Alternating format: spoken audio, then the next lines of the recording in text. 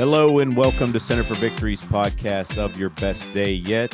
Here at Center for Victory, we're here to help unlock, reinforce, and enrich relationships through personal and professional development. I'm Eric Guy, Chief Victory Officer here at the Center for Victory.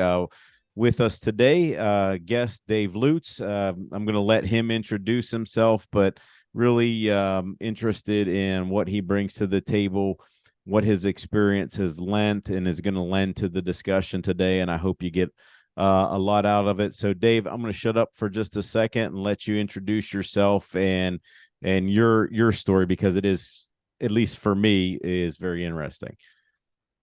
Well, thanks very much, Eric. It's a pleasure to be here. The challenge I have is there's a great British expression called "how long is a piece of string?" And I began life professionally in ministry in South Africa. It was in the apartheid era, Jesus Revolution. I was a pastor there in several churches. And when I left South Africa and transitioned, really funny thing happened. And I'll tell you, on the plane coming back from South Africa, I had a 26-hour flight. And sitting next to me was a vice president of human resources for some global corporate. And I had no idea what human resources was. I'd never heard the phrase. I'm a church guy, And he talked to me for 26 hours. And by the time we'd finished, he said, "You really ought to get into organizational development, change management, leadership development, training." And I go, okay. I really didn't have a clue. In America for a couple of years and over to England to go back into ministry. And I completely ignored this guy. And the funny thing that happened is that the role that I was recruited to take fell through.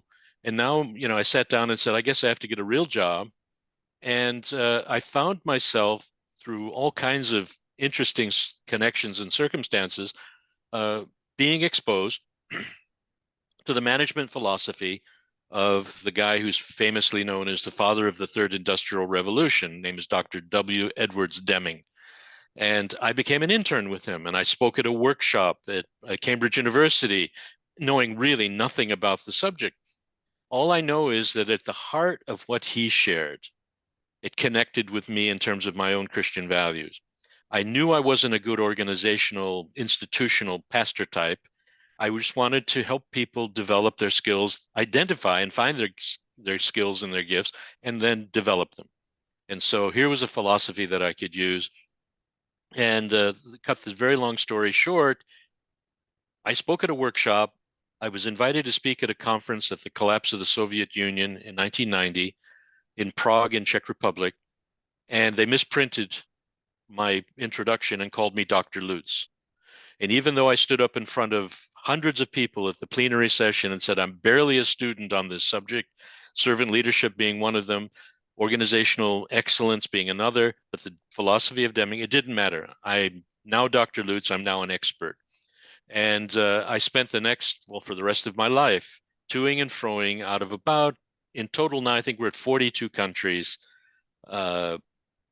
sharing on the principles of how to be good leaders, excellent leaders, and to develop and create a soil for your people to grow in so that everybody wins.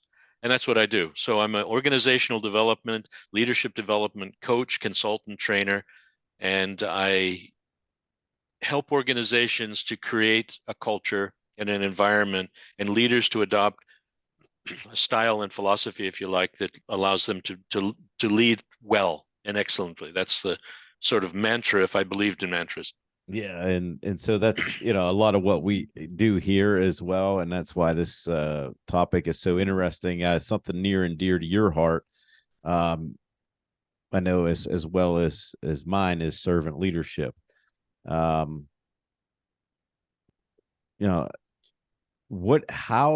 important, and you can go into this, is it for leaders to help people uncover their gifts, talents, and skills inside of a company? Yeah, a personal illustration on that. It took me years to discover what made the light come on in my own heart. Okay.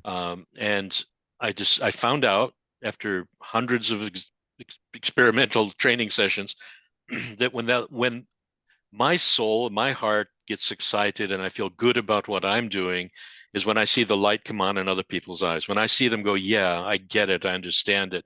And I'm creating that bond that says, I'm here to help you convert that, develop that, enlarge that thing that's going on inside you, that new knowledge, that new insight that says, yeah, when I see that happen, I'm a pig in mud.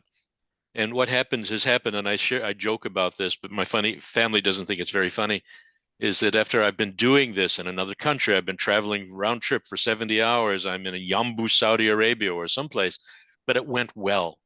And my standards are very high, and I criticize and beat myself up if I don't see that light come on in the room. And if I don't connect and create an opportunity to help these people grow, learn, improve, and find meaning, purpose, direction for their life. That's my sort of theme tune. Anyway, I come home and I'm exhausted. And at some point after a day or two, the family will say something like, Dad, please go away more often. Oh, really? Thanks. So, well, what do you mean? Well, the meaning is we like this guy.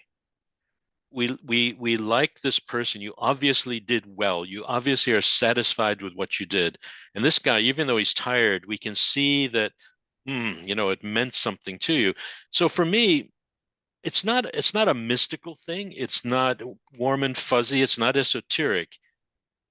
If an organization will simply place value on a human being's life and recognize that they have God-given talent and ability that can be discovered and unlocked, if they create, changing the metaphor, soil for them to plant in, and if they nurture that with care, good feedback, open communication, great delegation, and invest in those people, everybody wins. Mm-hmm. I mean, that person goes home at the end of the day saying, that was a good, well, not every day is going to be perfect, but that was a good day. I enjoyed and then they want to go back tomorrow. The family wins.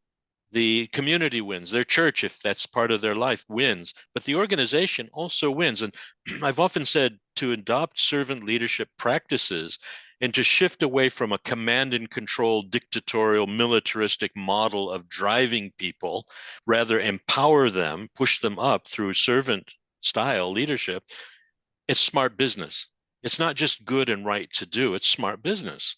And I often I've done studies on all of the different surveys that have been done by employer of choice, great place to work, investor in people, these standards that are out there that companies aspire to, and they want to put on their website, we believe in people, we believe in investing in our people, we are a great place to work, we've had the award for 10 years running. All of them basically have similar themes. And number one on the list of why people give more, try harder, work harder, stay longer in an organization is because they feel invested in it and they have a career path and a development plan. Number two, they have a good relationship with their boss. Because people, as we know, people don't leave organizations, they leave bad managers. You know that old theme tune. But number three, or number 2.A or 2A is fit. People know where they fit. They know they are valued, appreciated, and they are given the opportunity to be that round peg in a round hole and are rewarded and recognized for their contribution. Now, pay and benefits is 5 or 6 on the list of the top 10 reasons.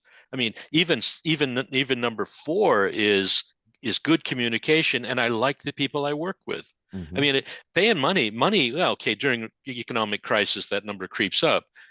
But at the same time, we're trying to create a culture where people feel empowered, strengthened, invested in, cared for. And what the cool thing is that the servant leadership message that I've just kind of summarized is becoming the hot ticket item for good, smart business. Investors are looking for companies that do this. And that is a new thing. Okay, a lot of them fake it. A lot of them got a great website that says our people are the most important thing in our lives. And you ask the people and they'll say, oh, really? I'm not so sure. But anyway, that's the sort of theme tune that I go by. And I know that the people who hear it, and I'm working with middle, upper, and even senior managers, I'm coaching executives in different parts of the world as we speak. And they're crying out, they say, yes, that's what I wish my boss, that's what I wish my shareholders and stakeholders in my world would see and appreciate it and want to make happen for me, but senior leadership don't buy it. And so I've been accused of being the author and the creator of frustration, 30 countries, because they go away from the session saying, I wish my boss was here to hear Yeah. this, and anyway, I'm Yeah. I sowing mean, seeds. I can walk away because I'm a coach. I can go in. I don't like the idea of sowing those seeds and then walking away. So I'm grateful for opportunities to follow up with good training with coaching. So yeah, I mean that, and you mentioned, Dave, you mentioned just in what you were saying there, companies are really looking for this. Um, as I look at the research that's out there, this new generation is really looking for that. They're absolutely, really, absolutely. one of their biggest things. And I have kids that have just entered the workforce over the past couple years, and it's in their language. They want to Yeah. feel invested in and like they matter. They not only professionally, personally. Yeah, Would no, you I get agree it. with that? No, absolutely. I have a 22-year-old. He's doing his master's degree part-time. He's just finished college or university. And he's doing interviewing. I know that I'm blessed to have a kid who is an excellent communicator. He's a natural, authentic young man who he connects with everybody. Young kids, young children, and adults love him to be there because he really listens well. He connects well. He's not just a talker like his dad. And he was been explaining to me and describing to me the interviews that he's been going through lately. And I said to him, I've asked him several times, what was it about the interview that you believe they missed on the one hand? What did they not ask you that you wish they had? And Good then we'll question. compare it to the interviews that went well. And I said, well, what was good about it? He said, because they tapped into what I really believe. They asked questions about what I really wanted to do. And I could convince them that I know the kind of place, the kind of work, the kind of people that I want to build the next phase of my life with.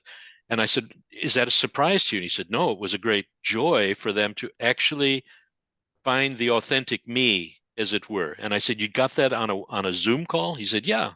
They had thought about it and that matters to them. And he said, if that matters to them, that they find that in me, well, then that's the kind of place I want to work in. I go, okay, and Dad, I'm a career consultant. I've not shared any of this with him. This has come out of the 22-year-old, that age group that's beginning to, I don't just want to work at Walmart. I want to use my skill, my knowledge, my ability, and discover a place that will tap into my heart dreams and give me a chance to test it. And he learned how to ask the kind of questions when the typical interviewers, now, Dave, have you got any questions for me? And I've got a list of questions that really embarrass interviewers. You know, if what is it about you that would make me want to work for you? I mean, okay, well, thank you, Dave. That's all the time we have, and but he's learned to do that naturally because that's where his generation is thinking, and I'm Uh-huh. extremely amazed by it as well as very pleased. Not all kids, obviously, um, but there is that heart thing there that they want to. It's more than just use me as an exploitable commodity to achieve your business objectives. I'm not just going to be a skill that does something, goes home and finds something else to do when outside of my work time. He thinks about what he dreams and does when he's not doing work. Mm-hmm. He's always experimenting, always studying, always looking for better ways to do what he loves to do. And I think it's amazing that he's discovered that at a young age. But it's happening all over the place, all over the world. And it's not unique to the American culture by any means. I've All worked in right. too many. So you're reading my mind. That's what I was going to ask next. Is this unique to, North America? This Well, so we do have a problem in North America, and I'm going to make enemies of your audience here. Somebody, you know, you know, headquartered global corporates that are based in the U.S. have got this misconception, in my opinion, and I spent years picking up the pieces of well-meaning PhDs from the U.S. or from Harvard or wherever who've gone out to implement a new program in another country. We believe that the way we approach things, which is very box ticky, here are 7 ways that you can be a successful human being without sweating. But it does mean that you don't have any vacation time and you can't spend time with your kids. But that's beside the point. Um, and so other cultures will try to adopt our 7 habits of highly effective people. And I've met Covey. I had lunch with him and Deming at the same time. Wow. They didn't know I was at the table. I just listened in. Oh, But but but so we've got. I mean, I've worked a lot in India, for example, and these guys will say, "Well, tell me what I need to do to pass the test and be a great manager." And they love the idea of 7 habits or mhm. 16 things you have to do. But then they're very quick to come back and say, but that implies that will work only in a culture where empowerment instead of command and control approach exists. If I have command and control, I can't implement those things. If I'm Mhm. told what to do, if there's a hierarchical structure that you pass down instructions down the ranks until it reaches the shop floor, and then the supervisor tells the shop floor what you have to do, and everybody bursts out laughing because there's no way it's going to happen. Process has not been improved. There's no capability analysis. There's no risk assessments. It's just been told to do it from the top. Well, other cultures react, they like the idea of the American methodology, but it doesn't fly if the culture and the soil isn't right, if I could mix the metaphor. And so they will try what head office tells them to do, and then they get a reaction. And then we start measuring, why have we got a 36% turnover rate amongst middle and upper managers? Because and especially in the younger generation, if they don't feel invested in, don't feel, even if the American model is really sound and good, if it doesn't work in that culture, well, they're going to find they're going to fly. Mhm. I do a flight risk assessment all the time. What's the risk of this person flying, leaving, and why? And if we assess them to be a high potential candidate in whatever set of criteria we use, then what do we have to do to keep them? If they're not ready now to be promoted, that it's only in 2 to 3 years, but they are a flight risk and the impact of loss would be considerable, what do we do? Well, the one thing we don't do is shove them into a training course that was set up by the US head office. That doesn't help. It might look good on their resume that I've Mhm. ticked the box, but the younger generation is not looking for that. They're wanting to feel like I have a chance to experiment, to be creative, to be innovative, and be given the freedom to make some mistakes and supported when I do so. They love phase Wow. delegation. They love empowerment. They love an assessment that, am I ready to take on more? Well, I am. Can you give me this chance to take one more step? And in other cultures, it gets frustrating because they have to comply with some standard. And when we get into environmental quality, health, safety, security standards, global ones, yeah, fair enough. And in those contexts, the command and control works. You either comply and put that pipe in the right place in the right way, or people will die. But there's no debate. Do it. Okay, fine. Command and control works. And I teach people all over the world at the opening of my courses, repeat after me. It depends. What do you mean it depends? Well, you'll find out. Someday it's great. The leadership style is to be a coach. Someday it's to be a friend. Someday it's to be a trainer. Some days it's to be a mentor. The next day you got to be a dictator.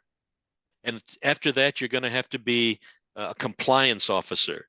You're going to have to fill all kinds of roles it depends on the context, the situation, your readiness to take on more, etc. But I have to know my people to be able to go with the flow. And if I have established trust and transparency has been my hallmark with my people, tomorrow, if I tell you, Eric, you've got to do it, I'm telling you, there's no choice, there's no debate. That's what you have to do. You're going to say, cool, Dave, I trust you. I know you. You have built a relationship and I can believe in you. And then that's the model for me is servant leadership. That adopting that kind of trust and open, transparent culture, even in a department. Oh Yeah. man, you're really giving me therapy here. This is good. I feel like I'm talking to my psychologist here, my career psychologist. Yeah. Um, So we use a quote, and I might misquote it because it's not right in front of me. Actually, from Deming, that says something to the nature of, "Did you kill them, or were they dead when you hired them?" Uh, and that always gets a chuckle, but it kind of leads to that second point you were saying. A manager that understands somebody and is not going to run the person in the ground, because again, not just the younger generation, but we were talking about the younger generation. But when somebody comes into the company, uh, it's almost like we break their spirit somehow a lot Yeah. rather than build them up. But what do you tell managers around that? What are some things that our listeners and viewers could get out of that to be better managers?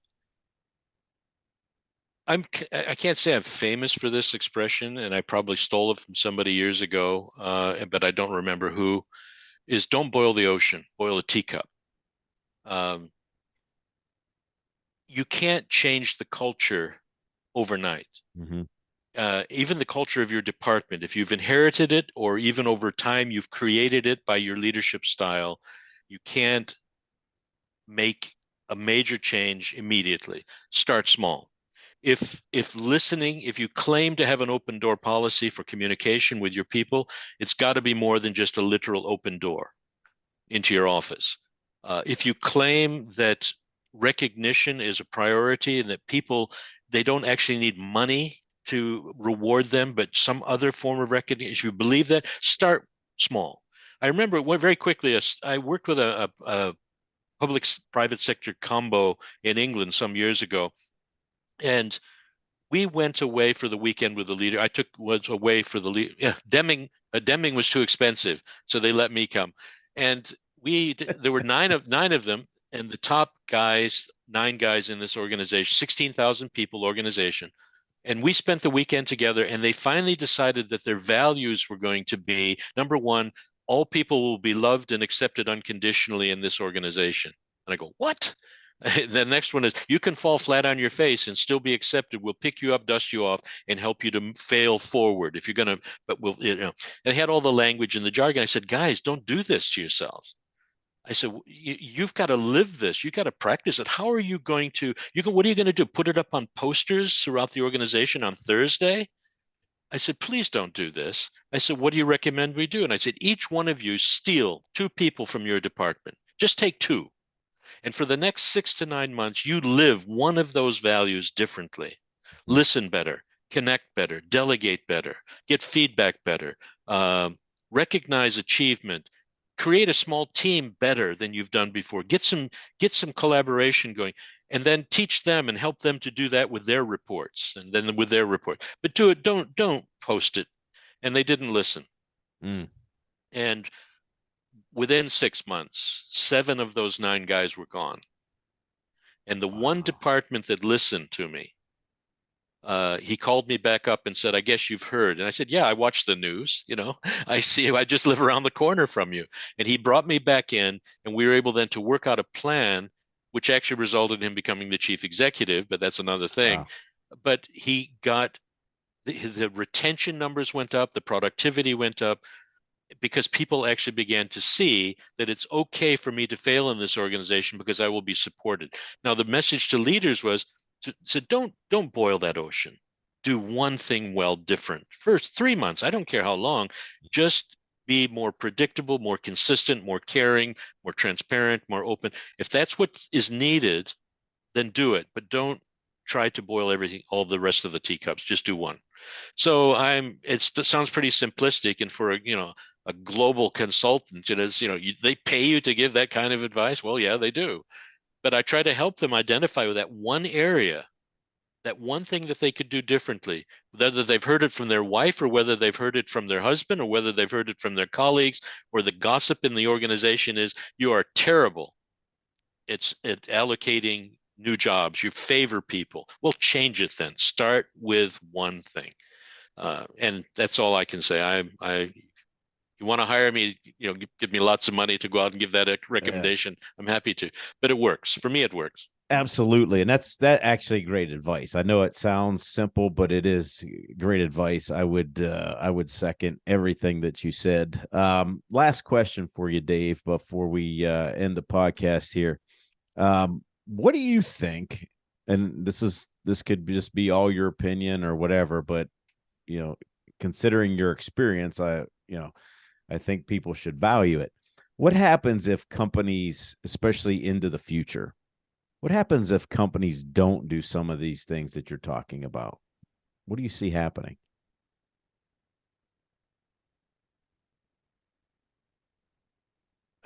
I don't know. uh, people pay me money sometimes for me to tell them I don't know. I don't. I tend to be a guy that's more grassroots focused. I've worked as an executive in 3 or 4 global corporates, and I've sat up at the top and got frustrated that we couldn't implement deep enough where change could really matter. The pressure from shareholders in these is too great. They just want to see return on investment. They don't understand what it means that investing in people increases your return on investment. So um, I remember when I sat as a consultant with the world's largest company of its kind. I sat across the table from the executives and said, "What are you going to do?" And I said, "I'm going to help you get the right people in the right job, doing the right thing in the right way, with the right support, the right training, achieving the right objectives and goals, with the right succession planning model." And they looked, and one guy said to me, "That's it? That's all you're going to do is get the right people in the right job?" And I said, "Dude, you know, you don't even know what the right jobs are." So Wow. I think what's going to happen That's is it. the bigger ones are going to lose out to the competition who do get that. And then we're going to find the smaller, more aggressive, but more caring, I mean, business-wise aggressive and market-wise aggressive, but more caring and supportive are going to survive. And those smaller ones will band together. They may not join into a corporate, thankfully, I hope they don't, but they will be a model for best practice and standards that I hope others will follow. But the bigger ones are going to suffer if the smaller competitors do it right and actually probably bid for contracts cheaper, Mhm. but they'll keep their people longer. Anyway, I wish I had a slick answer for that, but I No, don't. that's a great answer, and I would agree with that. I just want a lot of these things I believe in. I think we could work side by side together, you and I, because but I just like that our viewers and our listeners hear from somebody other than me all the time, right? It's like here's a guy that's been out longer than me, more experienced even, and all that. I mean, you've been around the globe, so I really appreciate the value that you've given with the things that you've said today, Dave. And I really hope I can get you back on at Oh, another I'd love point in to. time because, I mean, what you have said is just so valuable. But before I forget, if people want to reach out to you, Dave, how can they get in touch with you? Well, LinkedIn is the easiest these Okay. days. I'm there. Oh, by the way, I've just got published today on Brains magazine. It's a feature article, Oh, congratulations. feature interview podcast. I'm even on the cover, which I'm Ooh. showing this to all my friends as we speak. They got to see me on the cover.